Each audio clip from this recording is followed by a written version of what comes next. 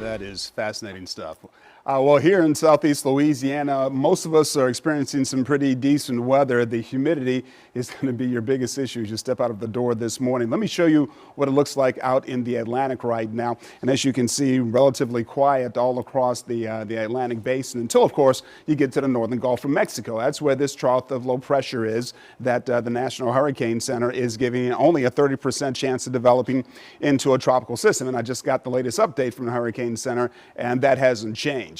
This trough of low pressure is still over some very, very warm water, 88 to 90 degrees, so plenty warm enough for tropical development. But there's some dry air moving into Southeast Louisiana. That's going to help keep our rain chances in check, and it's probably going to have a big impact on whether or not this thing will develop into anything and where the bulk of the moisture, the tropical moisture, is going to go. And it looks like most of that's going to go east of us. But across this area, that's where the possible development could be. Again, a 30% chance or a low chance of developing in the next 2 to 5 days. And you'll notice if you've been with us for the last couple of hours, the X has moved from over here to now just south of the Mississippi Gulf Coast.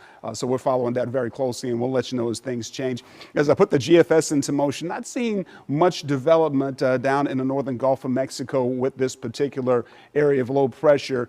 Not much rainfall showing up for your Tuesday or your Wednesday, but I've got our chances at about a 40 to 50% chance today and a little bit better chance on Wednesday. I think the biggest rain day of the week is going to be on Thursday. That's that 70 to 80% chance of showers and storms in the forecast. And then while we're expecting some rainfall on Friday morning from Thursday night into Friday morning, Friday afternoon, GFS not showing much potential for rainfall at all during the afternoon hours or the evening hours. And that's kind of a similar picture for Saturday, but those rain chances pick up Sunday into Monday.